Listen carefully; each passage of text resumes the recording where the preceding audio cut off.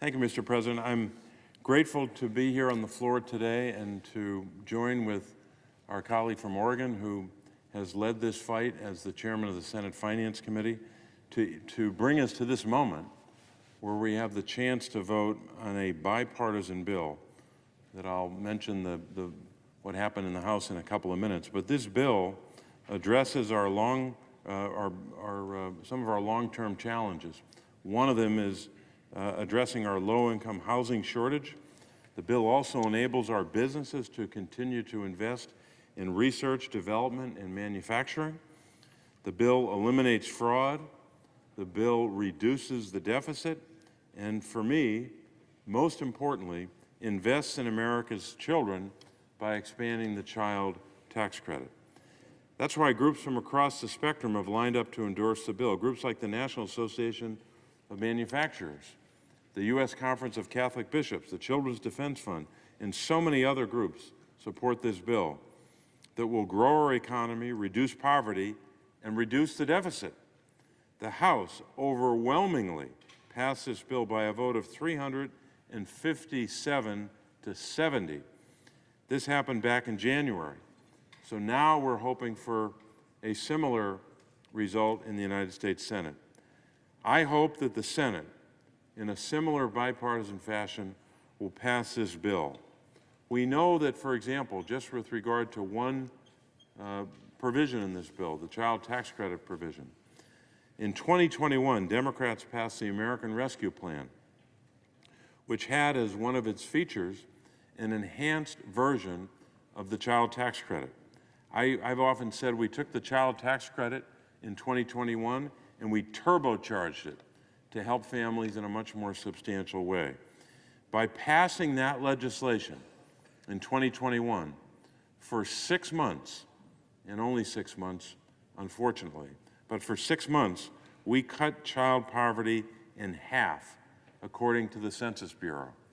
So after all the years of work, decades of work to reduce child poverty, helping to set the stage for that reduction in child poverty, in 2021, we finally found the solution to substantially reduce childhood poverty and give our children the freedom from poverty. And that solution was the child tax credit, in addition to other investments in children. I want to thank Senator Brown, my colleague from Ohio, who's seated next to me here today, for his years of work on this, laboring in the vineyards long before this was popular and long before it had a chance to pass. And I want to thank his work and Chairman Wyden's work to bring us to this moment. I am one of 8 children. My parents had 8 children. I'm right in the middle. And I often think about how difficult that was for a mom and a dad to raise that many children. My mother passed away last August of 2023. Will be coming up on August the 11th, the 1-year anniversary of her passing.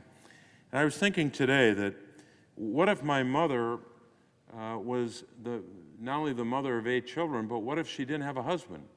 Or what if she didn't have we didn't have a household income that allowed us to be economically secure?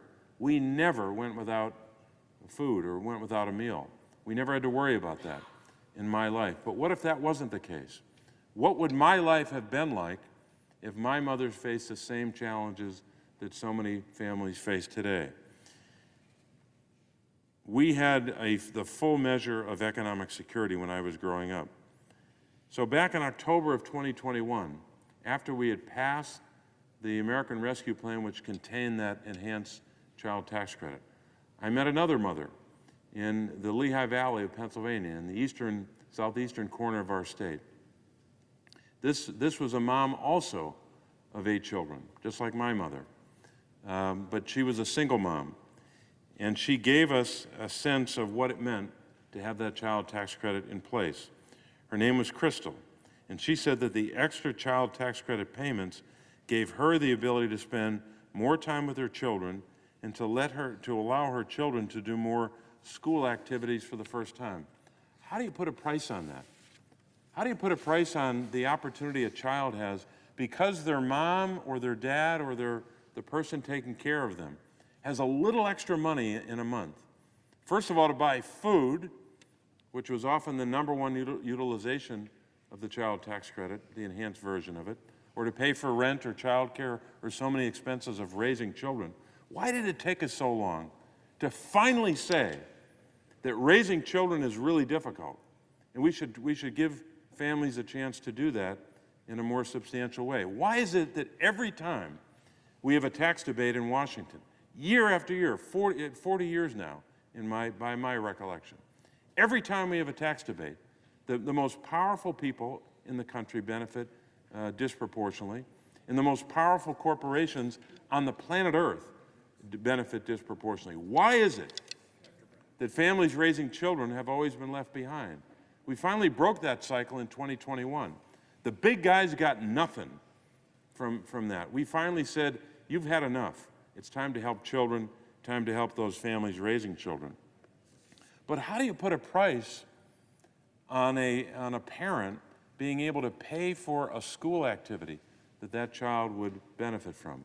Maybe they have a chance to join a math club, or to join a science club, or to play a sport, or to be in the band, whatever it is. How do you put a price on that? That lost opportunity because a mom or a dad or someone taking care of that child didn't have an extra $100 or whatever it costs to pay the fee to be in that school activity. How do you put a price on having a couple $100 more a month to pay for food? It is incalculable. But we know that because of what we did in 2021, we began, just by way of one step, but we began to change substantially the trajectory of these children's lives. Millions of them, tens and tens of millions across the country. So we have a chance to do that again in a similar fashion, not exactly how we did it in 2021, but in a similar fashion. This bill doesn't fully revive the version of the child tax credit that we enacted in 2021. We should do that next year when we have a big tax debate in 2025, in my judgment, the most important tax bill of our lifetime coming up in 25. But this bipartisan bill that we're trying to get passed will make millions of children more economically secure, more secure or closer to what my family had when we were growing up. This year, it'll give benefits to 16 million American children whose families are either in poverty or near poverty. 500,000 just in Pennsylvania. 500,000 children who are near poverty, in poverty or near poverty in Pennsylvania. For example, a single parent with 2 kids who earns $22,000 a year as a child care worker would gain $675 this year. How do you put a price on that? The benefits to that family just in this year. Research shows that when the child tax credit was expanded in 2021, families used that money on essentials like food and housing and clothes and so much else. In 2021, those payments lowered the distress that a lot of families felt, the parents felt, and especially among single mothers. No mother should have to worry about how she will put food on the table. My mother never had that worry, even though she had 8 children. She never had that worry because of our circumstances. No mother should be concerned about or burdened by worrying about buying her kids new clothes for school or keeping a roof over their head. So we have the power in one vote to move this bill forward and enact it into law to help millions of children and millions of families across the country. So I encourage all of our colleagues in both parties to stand with those children, stand with those families, and vote yes on this tax bill. Thank you very much, and I yield the floor. Senator Casey, one of the things